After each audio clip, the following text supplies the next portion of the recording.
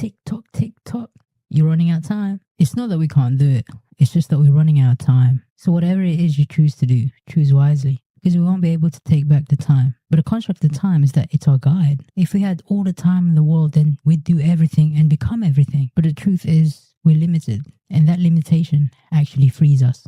It frees us to focus on that one thing instead of focusing on all the different multitudes of what life has to offer us. Being constantly distracted by the pull of everything which surrounds us and learning from those experiences what brings us the ultimate happiness for the shortest amount of time, to make our very existence worthwhile somehow. And ultimately, that's what time forces us to do, if we're smart about it. It forces us to adhere to the rules of time, so we may never be washed away by changes. So time is actually a lens in which we get to see our destiny, to look at the things that actually matters, rather than to be distracted by the things that don't. It's a construct of perspective, whereas if we never had the boundaries of time, we would wander aimlessly throughout life. So our limits, in a sense, is actually what makes us greater, because this design of time is to segregate and separate the things which we like to the things that we don't like, to the things which completes us and to the things which shatters us, to those that give from those that take. That is the ultimate construct of time, to delineate our purpose so that we can fulfill our design. Time is given to us in accordance to our design. But if our time was limited to, let's say, 30 years, then perhaps our design was to create some sort of great impact. And if our time was 100 years, then perhaps our design was to help and nourish further generations.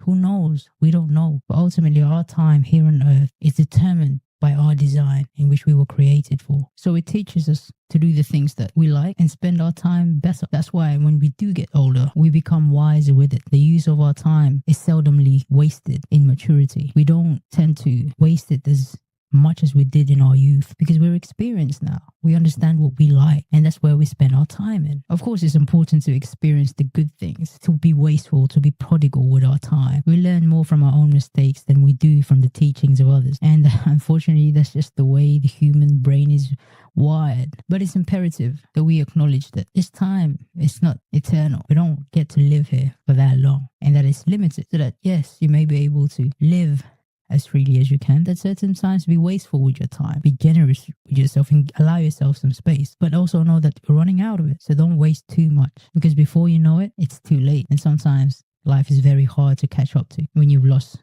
too much of yourself already. I know time may seem like a calculated facet of life, but in reality, is that our time is built only by the moments we live in, not calculable by the seconds or the minutes in a clock, because the hands of time has no hold in the life within. The memories we collect are the only thing that stands the test of time, and it will always escape our grasp when we spend our time chasing it. We will never understand the meaning of existence if this is the path we take, but the moment you accept the inexplicable is the moment you understand the reason to your being. Life was never meant to be understood. It is too short to comprehend in a single lifetime. Honestly, it is way too much in it to be grasped just one person in one lifetime. To compress in a single existence is too much. So what therefore is the meaning of it? Well, you have to find your purpose.